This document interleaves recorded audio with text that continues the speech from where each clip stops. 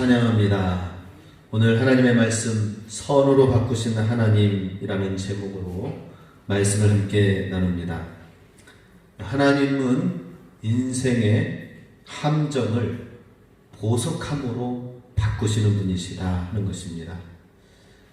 이 코로나가 굉장히 더 극성을 부리며 나아가는 이 시기에 정말 우리 세상은 점점 더 파라다이스, 낙원이 아니라 광야와 같은 세상을 우리가 살고 있는 것을 보게 됩니다. 그런 것을 볼 때 우리가 하나님의 말씀, 우리 계속해서 광야와 같은 세상 가운데에서 어떻게 이기고 승리한 사람들의 성경 이야기가 무엇이 있는지를 계속해서 볼 수 있기 원합니다. 오늘 요셉 이야기를 함께 나누기를 원합니다. 우리 지난 주간에는 한동대 정진호 교수님, 선교사님 통하여서 요셉 이야기를 통하여 사실 지난주 말씀이 선교사 파송 예배에 합당한 그런 말씀인 것 같아요. 그죠? 요셉을 하나님께서 축복해 주셔서 총리의 자리까지 이르렀지만은 그러나 거기서 끝난 것이 아니라 이제 또 애굽으로 들어가면서 그 땅에 있는 이 백성들을 하나님의 친백성이 되게 하기 위하여서 놀라운 계획이 있으시다. 왕의 눈물이라는 제목을 함께 나누면서 북한 선교를 통하여 민족과 열방을 향하여 우리는 나가야 된다 하는 그 말씀을 나눴는데요. 오늘 말씀은 우리 요셉의 광야를 어떻게 극복하였는지 요셉의 믿음을 함께 이 시간 살펴보면서 광야 같은 세상 가운데에서 우리의 믿음으로 승리할 수 있길 소망합니다.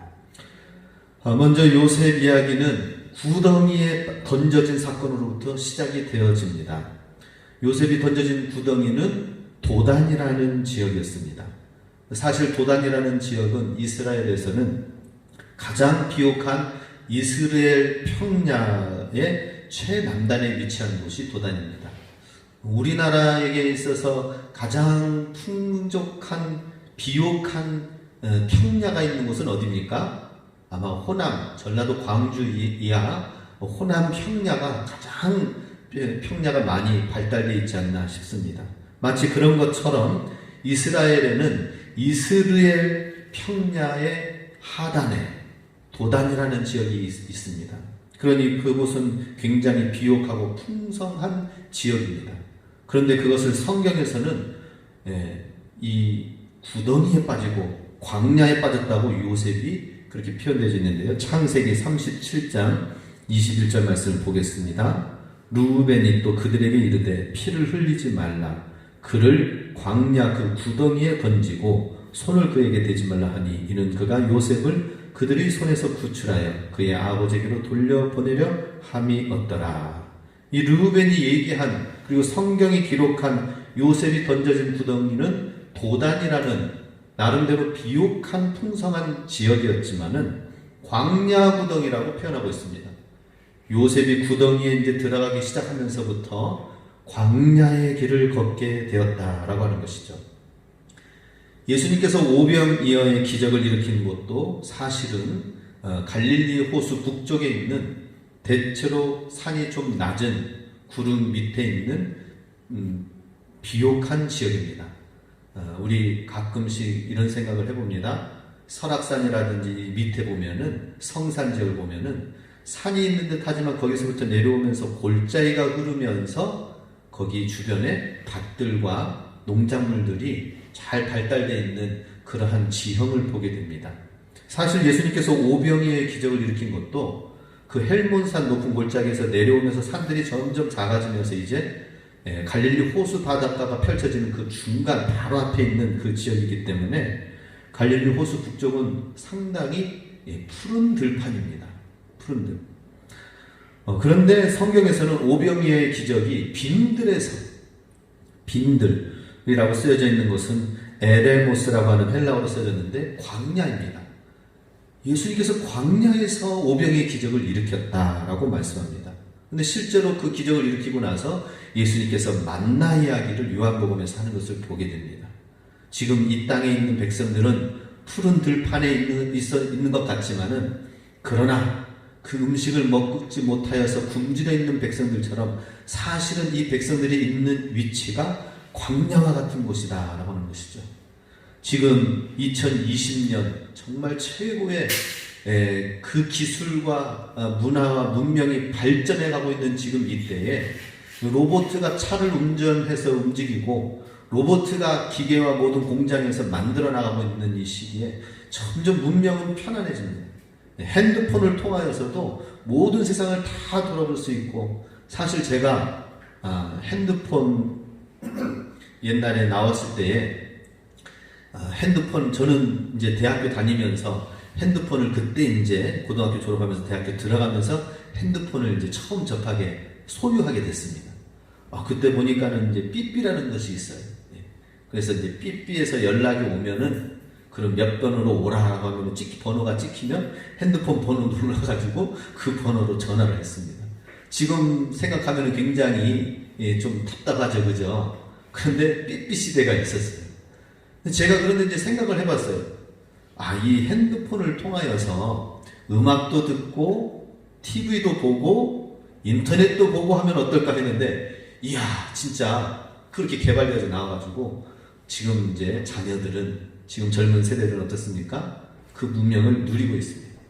지금 문명은 너무나도 편안해져 가고 발달되어 가고 있지만은 사실은 예수님께서 그 푸른들에서 오병의 기적을 일으켰던 것처럼 거기에 그 지역을 예수님께서는 빈들, 에레모스, 광야라고 표현하였습니다. 우리가 살고 있는 지금 이 시기도 사실은 광야입니다. 광야 같은 세상에 살고 있다는 것이죠. 그곳에서 예수님께서 오병이의 기적을 일으켰던 것처럼 오늘도 우리 삶 가운데서 동일하게 하나님이 행하시는 일, 예수님이 일으키시고 예수님이 말씀하시고자 하시는 그 사건들이 일어나기를 원하십니다. 할렐루야. 우리 삶 가운데에 광야 같은 세상 속에서 주님이 무언가 일하시고 역사하시는 일들이 우리 믿는 그리스도인들 삶 속에 일어나길 원하신다는 것입니다. 요셉이 첫 번째로 경험한 그 광야는 그 구덩이 파여져 있는 그곳에서 노예로 팔려져 가면서, 요셉의 두 번째 구덩이는 이제 보디발의 집이 됩니다. 그곳에서 그냥 1년, 2년, 3년 노예 생활로 끝나는 것이 아니라 평생토록 계속 노예로, 한번 노예가 되어지면 그때 당시에는 더 이상 자유의 몸을 가질 수가 없는 상황이었습니다. 어떻게 노예의 구덩이, 노예의 광야로 들어가게 된 것이죠. 평생 종살이 신분으로 살 수밖에 없었던 요셉을 하나님께서는 보디발의 아내의 유혹으로 말미암아 그래서 누명을 씌워져 가지고 감옥에 들어가게 하시면서 노예 생활이 그렇게 해서 끝나게 됐어요. 할렐루야. 이야, 노예 생활 끝내게 하는 것도 가지가지다, 그죠? 노예 생활 평생 해야 되는데 거기에서 하나님의 구원하시고 건져주시는 데에는 하나님의 방법이 있는 것을 보게 됩니다. 세 번째 광야 구덩이는 무엇이었습니까? 그래서 감옥 생활이었어요. 감옥에서 이제는 거기서 누가 민원을 넣어가지고 누가 청원을 해줘가지고 풀려나게 해주지 않는 이상에는 거기서는 보디발 장군이 그렇게 해가지고 넣었기 때문에 어때요? 풀려날 수가 없는 거예요. 평생 죄수로 살 수밖에 없는 거예요. 이건 어떻게 보면 더 기구한 운명이지 않겠습니까? 창세기 40장 15절 말씀에 이렇게 표현되어 있습니다. 나는 히브리 땅에서 끌려온 자요, 여기서도 옥에 갇힌 일은 행하지 아니하였나이다 하면서 자기 자신을 변호할 때에 옥이라고 말합니다. 옥이라고 하는 것은 보르라고 하는 히브리어로 써졌는데 구덩이를 얘기하는 것입니다. 지금 자기 자신이 첫 번째 그 함정 구덩이에 빠져가지고 있다가 노예라는 그 보디발 집이 또 자기 자신에게 있어서는 구덩이에요. 함정이에요. 근데 지금 이 감옥도 뭐예요? 감옥 지금 같은 경우는 오늘날 감옥은 굉장히 그래도 좋습니다. 먹을 거, 그래도 책 볼 거, 성경책 보고 싶으면 책 보고요. 또 돈 좀 영치금 넣어주면은 좋은 그 내복, 속옷 다 챙겨가지고 입을 수가 있습니다. 그런데 지금 이때 당시에 3000년 전 요셉이 살고 있는 이때 당시의 감옥은 그야말로 칙칙한 구덩이에 파고 넣어가지고 그냥 빛도 없이 창문도 만들어진 것이 아니에요. 완전히 그냥 굴구덩이에 들어간 것입니다. 이번에 비가 좀 이제 내려가지고 습기가 좀 찼잖아요. 그 습기가 차가지고 지금 장마가, 긴 장마가 이루어지면서 저 깜짝 놀랐어요. 지난주에 주일날 예배 시간 앞두고 토요일날 밤에 딱 보니까 이 앞쪽이 습기가 막 다 차 있는 거예요. 습기가 차 있으면서 곰팡이가 막 차 있는 거예요. 제가 곰팡이 막 열심히 제거했습니다. 예. 이렇게 비가, 장마비가 오는데도 습기가 보일러 틀지 않고 뭐 하지 않냐고 하니까 습기와 곰팡이가 막 치는 거예요. 그런데 감옥 구덩이는 어땠을까요? 그냥 선선한 그늘 밑이었을까요? 아니었습니다. 정말 거기서 그냥 볼일 다 보고 그러면서 그냥 생활하는 것이니 거기서 평생토록 했으니 더 심각한 구덩이가 아닐 수가 없습니다. 그런데 대반전의 역사가 일어나게 된 것을 보게 됩니다. 요셉이 이런 광야의 길을 계속해서 걸어나갔지만은 하나님께서는 그곳에서 애굽의 총리가 되게 하시고 그리고 하나님 앞에 감사하는 시간들을 갖게 된 것이 오늘 본문 이야기다 하는 것입니다. 하나님 그곳에서 건져주시는 분, 구원해 주시는 분이시다 하는 것입니다. 하나님이 우리를 구원의 하나님이신 것을 믿으시기 바랍니다. 우리를 어디서 구원해 주셨어요? 먼저 영원한 죽음, 영원한 사망, 거기서 우리를 구원해 주시고 죄악 가운데서 우리를 구원해 주시고 뿐만 아니라 그곳에서 구원해 주신 그 하나님은 오늘 우리가 살고 있는 다양한 형태의 광야와 함정, 구덩이 가운데서도 우리를 건져주신다 하는 것입니다. 어떤 사람은 얕은 함정 구덩이지만 어떤 사람은 진짜 갱도 200m, 500m, 1000m에 해당되는 깊은 그런 갱도와 같은 구덩이에 있는 사람도 있습니다. 그렇지만 어때요? 하나님은 거기에서도 구원해 주신 하나님을 믿으시기 바랍니다. 아니 우리 구원의 하나님은 죽음 가운데서, 사망 가운데서, 무덤에서 우리를 구원해 주시는 분이 하나님이시다라는 것이죠. 그렇다면 그 하나님을 믿는다면 오늘 우리가 살고 있는 이 요셉의 본문에서도 말씀하고 있는 요셉의 생애 가운데서도 말씀하고 있던 것처럼 감옥 그 칙칙한 구덩이에서도 평생토록 감옥 가운데서도 하나님이 구원해 주셔서 애굽의 총리로 높여주시는 것을 보게 됩니다. 자, 이제 광야의 시기를 거쳐서 요셉이 정말 축복의 자리, 형통의 자리에 이르게 됐는데 그 형통의 의미가 무엇인지 이제 살펴보도록 하겠습니다. 창세기 39장 2절 3절 같이 읽습니다. 여호와께서 요셉과 함께 하심으로 그가 형통한 자가 되어 그의 주인 애굽 사람의 집에 있으니 그의 주인이 여호와께서 그와 함께 하심을 보며 또 여호와께서 그의 범사에 형통하게 하심을 보았더라. 하나님이 함께 하심으로 그가 형통한 자가 되었다라고 말씀을 하고 있습니다. 또 39장 23절 같이 읽습니다. 간수장은 그의 손에 맡긴 것을 무엇이든지 살펴보지 아니하였으니 이는 여호와께서 요셉과 함께 하심이라. 여호와께서 그를 범사에 형통하게 하셨더라. 자, 여기서 지금 이제 형통하게 되어졌다, 잘 되어졌다라고 표현을 하고 있습니다. 광야 시기가 끝나게 되어진 사실을 보게 되는데, 그런데 광야가 끝나게 된 그 상황이 어디예요? 지금 39장은 감옥 안이에요. 감옥 안. 애굽의 총리가 되어진 것이 아니라 지금 형통하게 되어진 이곳은 종으로 팔려오고 노예가 되어진 가운데서도 축복하여 주셨고 39장에 그렇게 나왔죠. 22절 3절에 애굽 사람의 집에 있을 때에 하나님이 함께 해주셔서 보디발의 집에서도 노예로 있을 때에도 형통하게 해주셨다.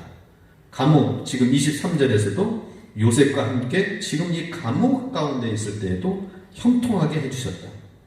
자, 지금 이것을 보면은 분명히 노예 생활 가운데서 형통하게 해주시고 감옥 가운데서도 형통해 주셨다고 성경은 표현하고 있어요.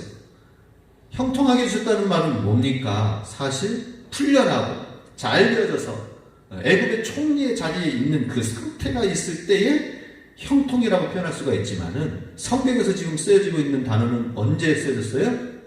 노예로 있을 때 형통하게 되어졌다. 감옥에 있을 때 그를 통하여서 형통하게 하셨다라고 말씀하고 있습니다. 이 형통하다라고 하는 히브리어 찰라흐라는 말의 그 의미를 한번 잘 새겨볼 수 있기를 원합니다. 찰라흐라는 이 형통의 뜻은 모든 막힌 것을 뚫고 나가는 것. 이것이 형통이에요. 막힌 것을 뚫고 나가는 게 형통입니다. 가로막혀져 있던 이 강물을 건너는 것 형통입니다. 가로막혀져 있던 이 산을 넘는 것 형통입니다. 장애물을 극복하는 것, 돌진하는 것, 돌파해 나가는 것, 이것이 형통이다라고 하는 것입니다. 그럼 뭐예요? 지금 우리가 지금 어려운 상황이 있지만은 그것을 잘 뚫고 나가는 힘, 뚫고 나가는 믿음, 뚫고 나가는 그러한 마음, 이것이 형통이다라고 하는 것입니다. 사무엘하 19장 17절에도 그와 함께하여 요단강을 밟고 건너 왕 앞으로 나아오니라. 요단강을 밟고 건너 나아가는 것, 이것을 갖다가 여기다가도 또 형통이라는 찰라어라는 말을 썼습니다. 자, 그렇다면 우리는 대부분 형통하다라고 하는 것을 어디다가 썼나요? 성공의 자리에, 축복의 자리에 있을 때에 형통하다라고 씁니다. 근데 그것이 아니라 성경에서는 이것을 뚫고 나가는 그 사람, 장애물을 극복하고 넘어가는 그 사람, 그런 모습을 가지고 형통하다라고 말하고 있습니다. 지금 요셉은 노예 생활하면서 보디발의 집에 있으면서 거기에서 울상을 하면서 날마다 불평 가운데 힘들고 어려운 종 노예 생활하면서 그렇게 사는 것이 아니라 기쁘고 즐겁게 그 집이 잘 되어지도록 총무 역할을 하면서 그러면서 나아가고 있는 이 모습, 이것을 볼 때 성경에서는 형통하다라고 표현하는 거예요. 우리는 어때요? 뭔가 축복의 것이 내 손에 주어지고 뭔가 잘 되어지고 잘 풀려지면 그게 형통이요 성공이요 축복이다라고 생각하지만 성경에서는 그게 아니다라는 것이죠. 우리 형통의 의미를 잘 되새겼을 수 있길 바랍니다. 그리고 우리가 형통이 아니라 불통은 뭐예요? 불통? 우리가 그 상황을 극복해 나가지 못하고 기도하지 못하고 믿음으로 돌파해 나가지 못하고 거기에서 원망하고 좌절하고 낭망해 있는 그 상태, 그게 불통입니다. 불통, 불행입니다. 요셉은 모든 난관을 돌파해 나아갔다라고 하는 것입니다. 그런데 돌파해 나가는데 감옥으로 또 나가요. 구덩이에서 평생 노예 생활에서 구덩이 더 칙칙한 곳으로 나아가는 듯 하면서 암울한 것 같지만은 그러나 거기서도 감옥에서도 간수장과 함께 더불어서 그 간수장을 잘 지혜롭게 대하면서 그곳에서 총무 역할을 맡은. 이야, 그러니 간수장이 모든 하는 일들을 요셉에게 다 맡겼어요. 그리고 우리는 형통한 사람이 되는 것이 중요합니다. 그래서 우리 예수님 안에서 이 믿음으로 형통한 삶이 무엇인지 성경적인 의미를 잘 가져야 되는 것입니다. 노예의 삶, 감옥의 삶을 살고 있는 요셉의 모습은 누가 봐도 형통한 사람의 모습이 아닙니다. 그런데 구덩이로 깊이 내려가는 듯 하지만은 결국에는 그 가는 길이 어느 길이에요? 왕궁으로 가는 길목이었다 하는 것입니다. 할렐루야. 우리도 밑으로 내려가는 듯 하지만은 그러나 하나님과 함께 한다면 그러면 어때요? 왕궁으로, 영원한 하나님의 나라의 천국으로, 하나님 축복해 주신 하나님 나라가 하나님의 임재와 통치가 있는 그곳으로 하나님이 이끄시는 길이 되게 해 주신다 하는 것입니다. 이것을 신약성경에서는 사도 바울이 고백하고 있습니다. 로마서 8장 28절 같이 있습니다. 하나님을 사랑하는 자, 곧 그의 뜻대로 부르심을 입은 자들에게는 모든 것이 합력하여 선을 이루느니라. 모든 것이 합력하여 선을 이루게 하시는 분이 하나님이시다라고 말씀하고 계시는데요. 요셉의 단편적인 그림만 보면은 굉장히 밑으로 내려가고 감옥으로 내려가는 삶입니다. 그런데 완성된 그림을 보면 어때요? 밑으로 내려갔다 꺾여 올라갑니다. 애굽의 바로의 왕궁에 거기서의 제2인자의 삶으로 세워진 것을 보게 됩니다. 완성되어진 그림을 그리시는 분은 누구세요? 하나님이시다 하는 것입니다.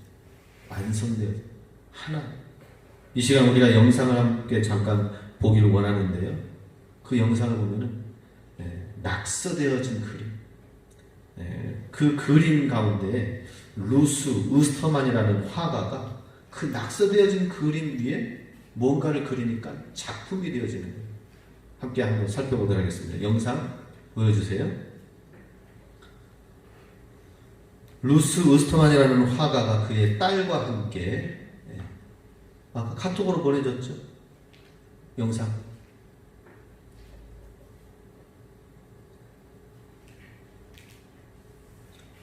준비해 주시고요. 하나님께서 그린 그림, 우리는 다 누군가에 의해서 막 상처가 나고 찢기고 그래서 왜곡되어지고 그런 모습인 것 같지만은 사실은 하나님께서 완성시키시는 분은 하나님이시다. 우리 삶을 완성시키시는 분은 하나님이시다. 루스 우스터만 검색해 보세요. 유튜브에.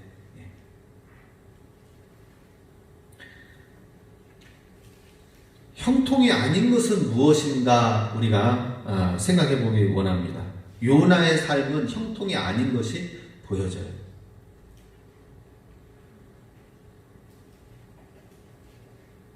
글자는 잘 치시고 루스 우스터만. 형통이 아닌 것은 요나의 삶입니다. 서너 살짜리 아이들의 요거 먼저 보겠습니다. 지금 이 평범한 낙서가 이렇게 변할 수도 있습니다. 이 멋진 작품들의 공동 작가인 캐나다 화가 루스 우스터만과 그녀의 2살 배기 딸 이브를 소개합니다. Hello EBS TV News viewers, my name is Ruth Osterman and this is Eve. She's my 2.5-year-old daughter and we have recently begun collaborating with each other with our art. So she will begin a sketch for me, she will sketch out, she will give me inspiration and guidance as to what direction to take it in, and I will take her sketch and paint over top of it and kind of include her scribbles and drawings and turn it into 엄마가 그림을 그리는 and we're 거예요. very excited to share this with you in our process and we hope you enjoy it. 루스는 결혼 전부터 캐나다를 비롯해 영국, 호주, 미국 등지에서 작품 활동을 해왔습니다. 주로 사실적인 초상화와 풍경화를 그려왔죠. 하지만 결혼해서 이브를 임신한 내내 슬럼프에 빠져 그 어떤 작품도 그릴 수가 없었습니다. 그러나 아이를 낳고 딸이 낙서하는 모습을 관찰하면서 예술적인 영감을 얻고 그녀는 다시 한번 새롭게 예술가로 거듭나게 됩니다.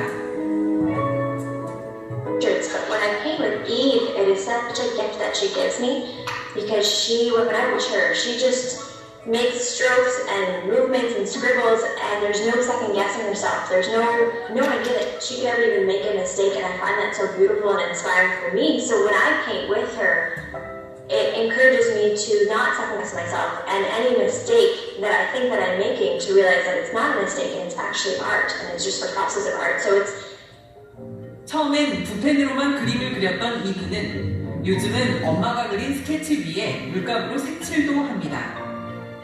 자, 이쯤 되면 이브가 확실히 그림에 소질이 있는 것 같은데요. 혹시 엄마가 화가이기 때문에 예술적 재능을 물려받은 건 아닐까요? 그러나 루스는 자신의 딸뿐만 아니라 모든 아이들이 무언가를 창조하려는 욕구, 다시 말해 예술적인 재능을 타고난다고 확신합니다. 중요한 건 그 재능을 발견하고 지지하는 부모의 역할이라고 믿는 그녀는 이 모든 게 아이와 함께하는 시간과 대화에 달려있다고 조언합니다. I think it's important that parents take the time to sit down with their kids and ask them about their passions, their desires in life, and encourage any desire that they have to be creative. 자, 우리 영상 그림을 보니까 참 신기하죠. 어린아이 딸, 2살짜리 딸이 그림을 그리는데 뭐 실력이 있겠습니까? 그린다고 하는 게 다 낙서예요. 낙서에 그려진 거기에 엄마, 화가인 엄마는 거기에다가 다시 스케치를 하고 그 바탕 위에다가 색깔을 입히니까 놀라운 사람의 모습, 작품이 되어서 이게 예술이다 라고 얘기를 합니다. 사실 요셉 같은 경우는 형들에 의해서 버려짐을 당하면서 찢기고 상하게 되어졌습니다. 그의 인생은 망쳐진 인생이에요. 그리고 또 그 보디발의 장군 집에서 나름대로 잘하였지만은 그의 보디발의 아내에 의해서 또다시 한번 찢겨지고 상하게 되어집니다. 더 이상 회복될 수 없는 감옥으로 들어갑니다. 그렇지만 하나님께서 그런 산산조각난 요셉의 삶을 맞추고 해가지고 우리 그림 유리창문에 스테인드 글라스라고 있죠? 색깔이 형형 색깔 해가지고 조각난 그런 것이 사실은 예수님 모양이 되어지고 스테인드 글라스 모양이 있습니다. 하나님이 바로 산산조각난 인생의 삶을 작품으로 예술로 만드시는 분이 그 어린 아이가 낙서를 하는 수준이라면 오늘 우리가 낙서를 그려서 어떤 것을 만들 수 없는 상황이라면 그 엄마 화가는 그것을 예술로 그림으로 완성지었듯이 하나님께서 그렇게 우리 삶을 하나님의 손에 들여질 때에 완성되어지는 작품이 되어진다 하는 것입니다. 내 인생대로 그냥 방치되어지거나 내 인생대로 그냥 흘러지도록 하지 말고 하나님께 맡기는 게 중요하죠. 그죠? 하나님에 의해서 만들어지는 게 중요합니다. 그게 산산조각난 삶이 스테인드 글라스 아름다운 유리창 그림으로 작품으로 만들어지는 거예요. 유럽의 창문들, 교회 창문들에는 이 스테인드 글라스가 형형 색깔로 조각난 유리들이 맞춰져 가지고 그림, 성화를 만들어 놓고 있는 것을 보게 됩니다. 우리 교회도 그런 스테인드 글라스의 모양이 있는 유리 창문이 있으면 참 좋을 것 같아요. 하나님이 산산조각난 우리의 삶을 예술의 삶으로 작품으로 만드신다는 것입니다. 그렇다면 그 하나님께 맡기는 믿음이 필요한데 요셉의 믿음의 특징이 바로 그와 같다 하는 것입니다. 요셉의 믿음의 특징을 살펴보고 말씀을 마무리 짓고자 합니다. 오늘 본문 20절 말씀 같이 읽습니다. 당신들은 나를 해하려 하였으나 하나님은 그것을 선으로 바꾸사 오늘과 같이 많은 백성의 생명을 구원하게 하시려 하셨나니. 요셉이 지금 고백하고 있는 것은 무엇입니까? 당신들은 나를 산산조각내게 해하였으나 하나님은 그것을 선으로 바꾸셨다라고 고백을 합니다. 요셉의 생각, 요셉의 시야와 요셉의 믿음은 무언가가 긍정적이에요. 하나님이 나와 함께 하시기 때문에 하나님이 그걸 바꾸셨습니다. 그래서 어떻게 했다는 거예요? 많은 백성의 생명을 구원하게 하셨습니다 라고 하는 것이죠. 요셉의 믿음의 특징은 그렇다면은 요셉의 그 위의 조상들, 아버지 아브라함, 이삭, 야곱의 그 삶 가운데서 하나님은 어떤 모습이었나요? 하나님은 나타나셨어요. 말씀해 주셨어요. 아브라함아, 갈 때 본토 친척 아비 집을 떠나 내가 너에게 지시한 땅으로 가라 라고 말씀하시고 간섭하여 주시고 역사해 주시고 보여주시고 야곱에게는 어땠습니까? 야곱의 사닥다리처럼 오르내리고 하면서 뭔가 환상과 꿈을 보여주시고 그랬는데 요셉에게서는 단 한 번의 꿈 그것을 보여주시고 난 이후에는 그 다음에는 아브라함, 이삭, 야곱에게 말씀하여 주시고 보여주시고 꿈꾸게 하시고 이런 계시와 이런 것이 사실은 없었습니다. 성경에 표현되어 있지 않습니다. 그런데 성경 중간중간에 요셉의 믿음이 어떤지를 보여주고 있습니다. 그게 안 보여도 그게 없었지만 그러나 요셉은 이런 믿음으로 살았다고 얘기합니다. 오늘 본문 이하에 있는 24절 말씀 같이 읽습니다. 요셉이 그의 형제들에게 이르되 나는 죽을 것이나 하나님이 당신들을 돌보시고 당신들을 이 땅에서 인도하여 내사 아브라함과 이삭과 야곱에게 맹세하신 땅에 이르게 하시리라 하고. 요셉이 유언과 같은 말을 합니다. 유언이 아니라 그 형제들에게 얘기합니다. 나를 두려워하지 마십시오. 그러나 하나님께서 당신들을 돌보실 것이고 또 이 땅에서 인도하여 내셔서 약속하신 그 땅에 이르게 하실 것입니다 하면서 요셉은 믿음으로 하나님을 이야기하고 있습니다. 우리도 마찬가지입니다. 하나님을 향한 믿음, 하나님 응답이 없고 또 점점 나쁜 상황으로 들어가고 있는 그 상황 가운데서도 하나님이 나와 함께 하신다는 이 믿음은 계속 가지고 있었습니다. 아브라함, 이삭, 야곱에게 말씀하셨던 그 말씀, 직접 말씀하시고 보여주셨던 것은 요셉의 삶 가운데서는 없어요. 단지 어려운 환경, 광야와 같은 환경만 보여집니다. 그렇지만은 요셉은 하나님이 함께 하신 것을 믿었습니다. 함께 하신 것을 믿는 가운데 고백한 것이 창세기 39장 9절 말씀입니다. 같이 읽습니다. 내가 어찌 이 큰 악을 행하여 하나님께 죄를 지으리까. 지금 보디발의 아내가 유혹하는 이 과정 가운데에서 요셉이 고백하는 것은 뭐예요? 내가 어찌 이 악을 행하여 하나님께 죄를 지으리까. 조상들에게 나타나셨고 말씀하시고 보여주셨던 그런 것이 요셉에게는 없었지만은 항상 하나님을 생각하였습니다. 하나님이 내 옆에 계신다. 하나님이 나와 함께 하신다. 근데 내가 어떻게 득죄하리까? 42장 18절에도 나는 하나님을 경외하노니, 하나님을 경외하는 믿음을 가졌다라고 말씀을 하고 있습니다. 우리 요셉의 믿음을 가지시기 바랍니다. 그러면 광야 가운데서도 내게 직접 뭔가 나타나고 환상 가운데 계시 가운데 보여주지 않는다 하더라도 그 길이 구덩이로 가는 듯 하지만은 결국에는 하나님을 경외하는 삶, 하나님을 믿고 인정하는 삶, 하나님 앞에서 거룩한 삶을 사는 요셉을 하나님이 높여주시고 왕궁으로 이르게 하시는 그 삶을 이끌어 주신 것을 보게 됩니다. 우리도 광야 같은 삶 속에서 우리 요셉의 믿음을 가지시기 바랍니다. 요셉처럼 믿어야 됩니다. 코로나 상황 가운데도 믿음을 갖고 하나님께 예배드려야 됩니다. 코로나 상황 가운데서도 믿음을 갖고 지금 교회적으로 지금 한국 사회적으로 어떻습니까? 교회가 많은 지탄을 받는 상황 가운데 있습니다. 누가 전도되어져서 나오겠습니까? 그럼에도 불구하고 나는 하나님의 자녀로 빛과 소금의 역할을 감당하면서 나는 주님을 나타내면서 살겠노라. 믿음으로 사는 것입니다. 그럼 그 믿음으로 하나님의 선이 뭐예요? 하나님의 뜻이에요. 하나님의 뜻을 붙들고 살면은 하나님이 높여주시고 왕궁으로 이끌어 가시는 것을 보게 됩니다. 그런데 한꺼번에 갑자기 되어진 모습이 있는 것 같지만은 사실은 한 걸음씩 한 걸음씩 요셉의 삶 가운데 함께 해서서 형통의 길로 이끄신 것을 보게 됩니다. 우리 사진을 찍으면은 즉석 사진이라고 있습니다. 폴라로이드라고 하죠. 그 폴라로이드라는 것은 찍으면 어때요? 하나, 둘, 셋 하면서 딱 찍으면 이제 그 필름이 앞에서 바로 쫙 나옵니다. 쫙 나오자마자 그냥 보면은 어때요? 하얀색이에요. 하얀색. 근데 이제 공기 중에 이제 말려가지고 시간이 지나면 점점 형상이 그대로 포즈가 찍혀진 그 모습 그대로 해서 이제 형상이 조금씩 나타나가지고 있습니다. 저도 즉석 사진 처음 찍은 게 있어요. 제가 서울신학대학교에 입학했다고 하니까 우리 한남동에 있는 고모와 고모부께서 축하한다고 그러면서 같이 근사한 식당에 가서 거기서 이제 부모님과 함께 같이 기념사진 찍는데 웨이터가 딱 찍어준 사진이 있습니다.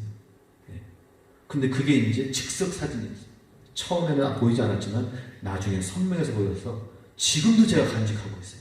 이야, 그때 처음으로 찍었던 내가 주의 길을 가겠다고 하면서 그것을 용인에 있는 또 우리 한남동에 있는 고모부께서 딱 같이 함께 했던 그 사진을 지금도 간직하면서 야, 그때 신기하면서 보관했던 게 아직까지 있네.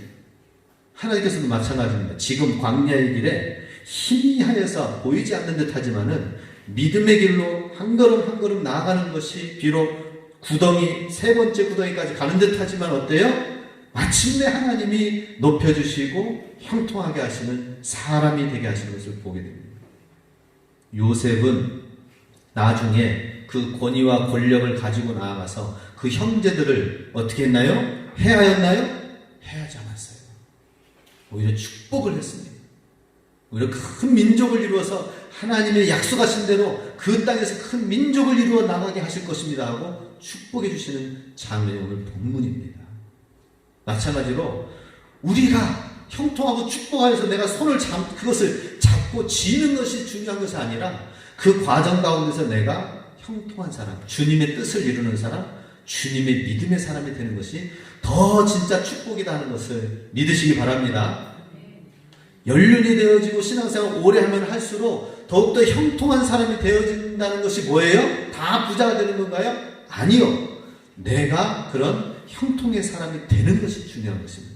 내가 축복의 사람, 내가 용서의 사람, 내가 화평을 만들어 나가는 사람, 하나님의 말씀을 만들어 나가는 사람, 하나님의 말씀대로 내가 살아가는 사람, 하나님 말씀대로 내가 경외하며 살아가는 삶, 이것이 형통한 삶의 형통한 사람이다 하는 것입니다.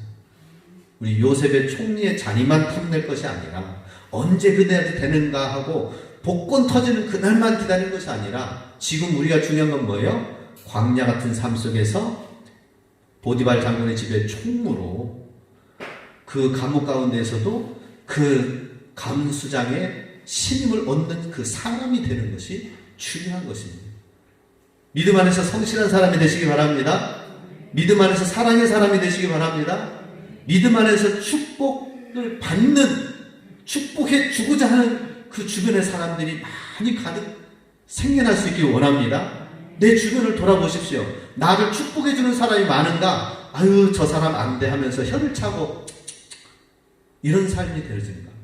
지금 내가 축복의 물질을 치는 게 중요한 게 아니에요. 나를 진정으로 축복해주는 간수장, 분명히 이 보디발의 아내가 첫 번째 일이 아니었을 거예요. 보디발의 아내의 그 습성이 있어서 보디발 장군은 아이고 이번에는 요셉이 걸려들었구나. 그래서 당장 죽여야 되겠지만은 죽일 수는 없고, 그래서 감옥으로 어쩔 수 없이 보낸 안타까운 마음이 있었던, 그건 뭡니까? 요셉을 정말 아꼈기 때문에 죽이지 않고 감옥으로 보낸 거예요. 축복의 사람이 되는 게 중요합니다. 내가 어떤 믿음의 사람이 되는 게 중요한 거예요. 그것이 선으로 바꾸시는 그 하나님, 나를 통하여 나타내시는 것이다. 우리 이러한 사람이 되고, 오늘 선교사 파송 예배를 드리면서 우리 선교사님들이 곳곳에 흩어져 있습니다. 그런 축복의 사람의 통로로 쓰임받는 그러한 선교사님이 될 수 있도록 또 우리가 기도하시고,